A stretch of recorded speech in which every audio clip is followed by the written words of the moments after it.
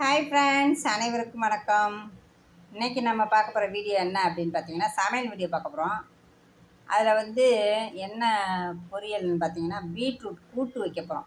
Beetroot கறி டேஸ்ட்டில் கூட்டு வைக்க போகிறோம். அதுக்கு நான் 1/4 கிலோ பீட்ரூட் எடுத்திருக்கேன். தொலியை நல்லா சீச்சிட்டு சுத்தம் பண்ணிவிட்டு பொடிப்படியாக நறுக்குங்க. உங்களால் எவ்வளோ பொடிப்படியாக நறுக்க முடியுமோ அந்த அளவுக்கு நறுக்கிக்கோங்க. நறுக்கிட்டு குக்கரில் போட்டு வேக வைங்க. குக்கரில் போட்டு வேக வைக்கும்போது ரொம்ப தண்ணி ஊற்ற தேவையில்லை. 1 கிளாஸ் ஊற்றினா போதும். தேவையான அளவு உப்பை போட்டு ஒரு 2 விசில் வச்சு எடுத்துருங்க. அதுக்கப்புறம் பார்த்திங்கன்னா, மிக்ஸி ஜாரில் நம்ம என்ன சேர்க்க போகிறோன்னா, 1 ஸ்பூன் சீரகம், 1/2 ஸ்பூன் சோம்பு போட்டுருங்க. அதுக்கப்புறம் தேங்காய் சில்லு, சின்ன வெங்காயம், பச்சை மிளகாய் 1, பட்டை வத்தல் 3, இவ்வளோதான். இது 4ஐயும் சேர்த்துக்கோங்க. மக்களே, பெரிய வெங்காயம் போட்டுறாதீங்க, டேஸ்ட்டாகவே இருக்காது. சின்ன வெங்காயத்தை போடுங்க. போட்டு நல்லா நைஸாக அரைச்சிக்கோங்க. வலுவலுன்னு அரைக்கணும்னு சொல்லுவோம்ல, அந்த மாதிரி வலுவலுன்னு அரைச்சி வச்சுக்கோங்க. அரைச்சி ரெடியாக வச்சுக்கிட்டு அதுக்கப்புறம் பார்த்திங்கன்னா, கடாயை அடுப்பில் வைங்க. ஸ்டவ் ஆன் பண்ணிவிட்டு கடாயை வச்சு எண்ணெய் ஊற்றுங்க. தேவையான அளவு எண்ணெய், ரொம்ப எண்ணெயும் தேவையில்லை இதுக்கு. அதுக்கப்புறம் எண்ணெய் காஞ்ச உடனே கடுகு உளுந்தம்பருப்பு, கருவேப்பிலை 2ஐயும் போட்டு தாளிச்சிருங்க.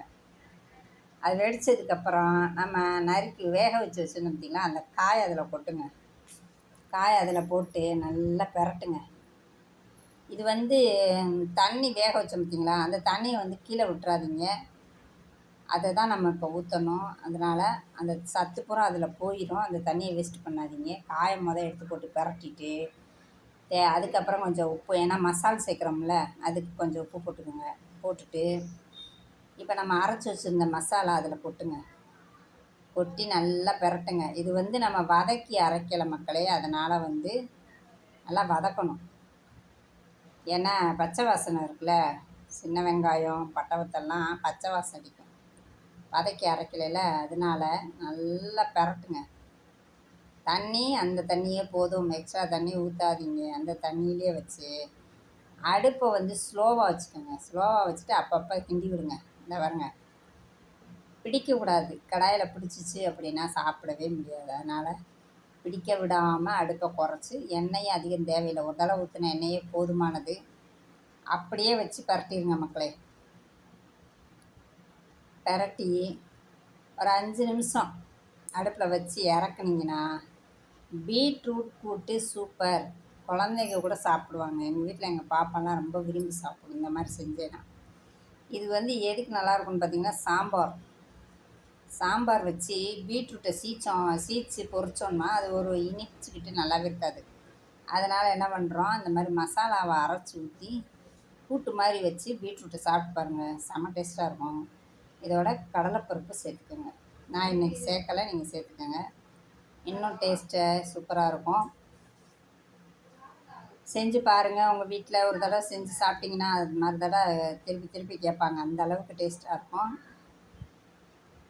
உங்களுக்கு ஏதாவது டவுட் இருந்தாலும் கமெண்ட் பாக்ஸில் கேளுங்க, நான் சொல்லித்தர்றேன். ஓகேவா மக்களே? ஓகே, செஞ்சு பாருங்கள். நீங்களும் சாப்பிட்டு பாருங்கள், எப்படி இருந்துச்சுன்னு சொல்லுங்கள். வீடியோ பிடிச்சிருந்தா லைக் பண்ணுங்கள், மறக்காமல் சப்ஸ்கிரைப் பண்ணுங்கள். ராஜா மலர் சேனலை சப்போர்ட் பண்ணுங்கள். சப்ஸ்கிரைப் பெல் ஐக்கானை கிளிக் பண்ணிடுங்க. வெறும் சப்ஸ்கிரைப் பண்ணாதீங்க, உங்களுக்கு யூஸ் இல்லை, எனக்கு யூஸ் இல்லை. அதனால் சப்ஸ்கிரைப் பண்ணுங்கள், பெல் ஐக்கானை கிளிக் பண்ணிடுங்க. ராஜா மலர் சேனலுக்கு சப்போர்ட் பண்ணுங்கள் மக்களே. மீண்டும் இன்னொரு அருமையான வீடியோவில் உங்களை சந்திக்கும் வரை உங்கள் மலரக்காபா.